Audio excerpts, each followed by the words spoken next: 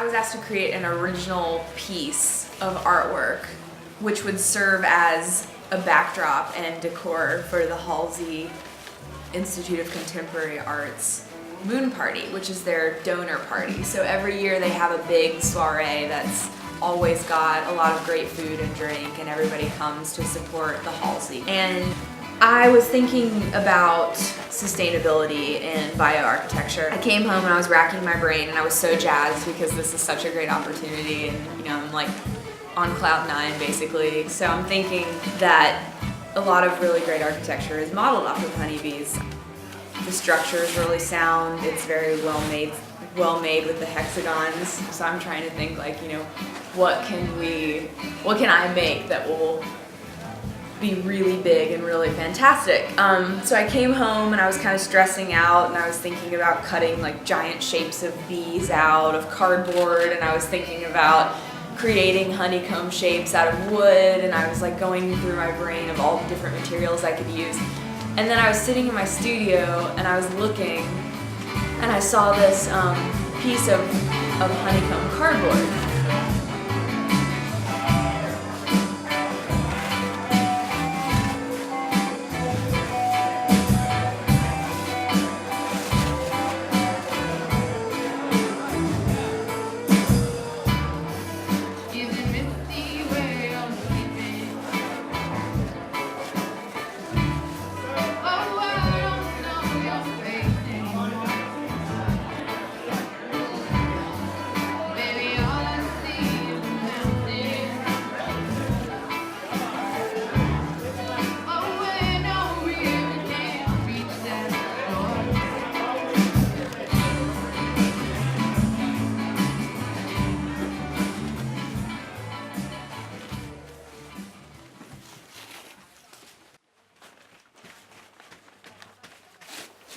I love nature. I think nature is amazing. And it's not just like, oh, nature is really pretty. It's like, how does nature do that? How do birds' nests get made? I mean, like, if you think about, if you were just going to pick up some twigs and try to make a bird's nest, you have like full dexterity of your fingers, and you probably couldn't do that. What's amazing to me is trying your hardest to honor these amazing creatures that get overlooked, or that get extinct or get threatened, or an animal dies a natural death. But like, how do you honor something and explore something at the same time? Like, that's what really gets me excited. I like a challenge, so I like to try to recreate things like birds' nests. I like the challenge of trying to match the colors that nature produces. I like the challenge of trying to make something look lifelike. Taxidermy is so amazing because you look at it and for a second you think maybe it's real if it's well done, and it's not. It's frozen in time. And to me it's really poetic. It's really beautiful. It's really like calming, but also really disturbing. It's like you're able to go face to face with an animal that otherwise you probably wouldn't be able to do that with, ferocious or not. Like deer or fox or bear. You can go and touch it. You can look at it. You can be in the same room with it, and it's not gonna hurt you. And there's something really creepy about it, but there's something really beautiful and like celebratory about it as well. I've worked on some big things before. The biggest thing that I've ever worked on by myself was apiary. And when I say by myself, I mean like design it and manage it, I didn't do apiary by myself. I had a lot of help. Personally, I loved working on a piece that big, and I think it's amazing, but you need a team. I mean, you just can't do it by yourself. And if I learned anything from that, it's that you have to have a team, and you have to have a team that you can rely on and that you can trust and that will help you. And it's amazing because I feel so lucky because I got blessed with a team like that, and I've only lived here in Charleston for 1.5 years. And I was making this piece, and I just was all hands on deck, and everybody came and everybody helped, which was incredible. All the worker bees are females. So from the time they're born to the time they die, they have different jobs. So when they're young, they're like nurse bees, and they're inside of the hive, and they're cleaning the hive, and they're feeding the brood, which are the babies, and they're just kind of housekeepers. Then you have the food food storers, so they are also kind of nurse bees, and they like basically take the hive and they make the food and they clean house, all that kind of stuff. Then you've got guard bees, and these are not different types of bees. This is one bee in her lifetime will be all of these things. So she is a nurse bee, then she's a housekeeper, then she's a guard, and then she's a forager. So she goes out and actually like gets pollen and brings it back to the hive, and then she dies like eventually. So the women are like the only workers. No comment there. I did have some great guys help me on this project. But I guess like where it might relate is when I went out to do this project, you know, I definitely had to do all the planning and all the organizing and all the finding, but I had so much help, and I couldn't have done it without all the help that I had. So I guess it is kind of like having a whole colony at my disposal, and everybody did have a job. You know, like my dad wasn't going to come down and shut cardboard, but he did help me find the cardboard. And there were people that were really interested in the cardboard but would have nothing to do with the bees. You know, like Michelle really helped with the bees, and she was really interested in it, and she didn't even flinch when she saw like that pile of 600, you know, so dead bees. She was just like, oh cool, is this how we do it? You know, and that's really neat. And then, you know, sweet people came to help even when they were tired, like my boyfriend Eric. People came and really showed up and really helped, so that was pretty cool. And I did definitely have like a lot of little worker bees at my disposal. That was pretty cool. I don't know. I mean, I think I personally, like, my favorite things to work on are things like taxidermy that are like the real size or life size, if you will.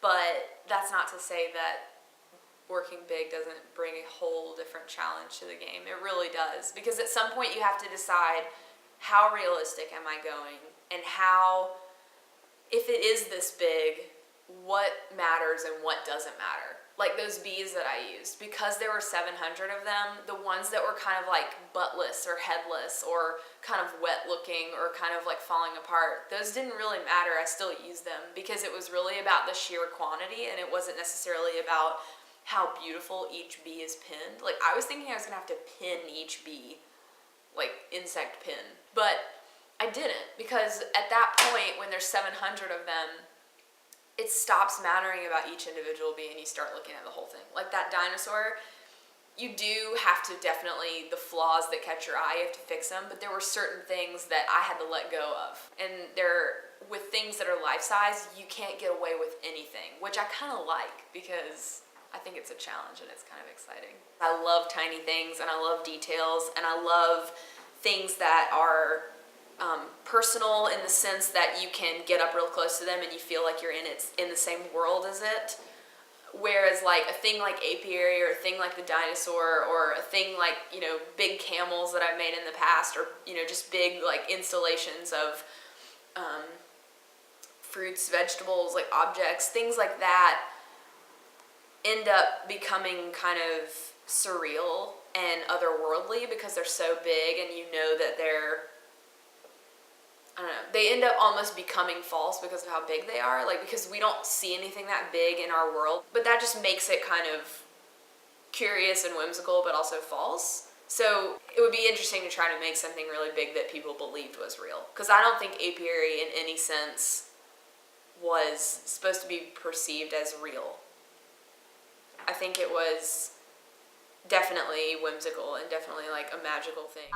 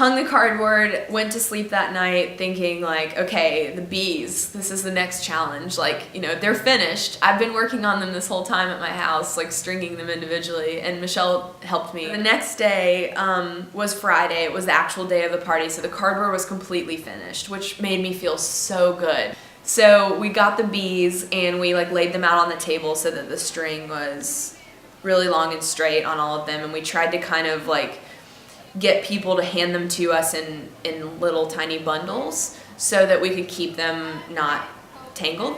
And we just used clear tape, and we got tiny pieces of clear tape and we just taped them to the cardboard, and we tried to make the center kind of like the cluster, the swarm of bees, and then they kind of faded out towards the edges. I would say hanging the cardboard was harder because it was more physically exhausting, and the cardboard hanging took about 6 hours to hang.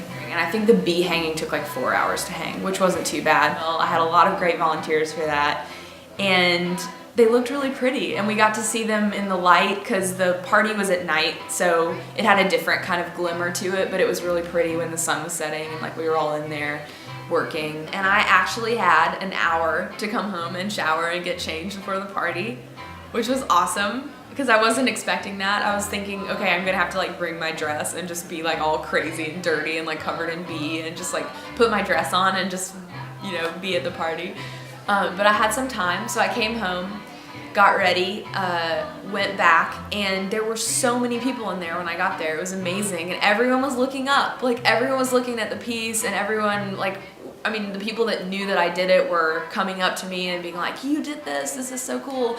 And people were asking, like, who did it, and then people were pointing them towards me, and I met some really great people that night, and I think everyone really liked it. And it made me excited because, I mean, I wasn't really interested in being like, oh yeah, I made this, but what made me so excited was I think people had a really great time and they loved the space, and I think it changed the space a lot. And around 10:30, everyone started to kind of leave, and we got our ladders out and we started ripping down the bees. And basically we pulled the bees from the string so that we didn't like pull the bees off the string, or we tried not to. I think some bees, we definitely had some dead soldiers in there, but we pulled the bees off the cardboard, and we tried to lay them flat into a box so they wouldn't get tangled. And people were just coming out of the woodwork. I don't even know they were at the party, and they just came and they were like, what can we do? What can we do to help? And I was nervous because I was just like, I didn't think I was gonna have any help taking this down. And we got it all down really fast. I mean, within the hour, we were like, everything was back in the studio, everything was back in the bag, all the cardboard was swept up. And then people were like, what are you gonna do with it? And people said, you should recycle it. And I was like, no, I can't recycle it. Because everyone worked so hard on that piece. Like, everyone spent so many hours. And so then I went on a hunt to try to find like what to do with this piece, and I emailed schools, and I emailed like office buildings, and I've been emailing like people I know. And just one place that worked out is Butcher and Bee on North King Street. They are going to take about a third of it, but I just kind of feel like the quantity of cardboard was really what made it so special. Maybe somebody will take it. Like, maybe somebody will take the whole thing one day. I don't know. We'll see. I hope so.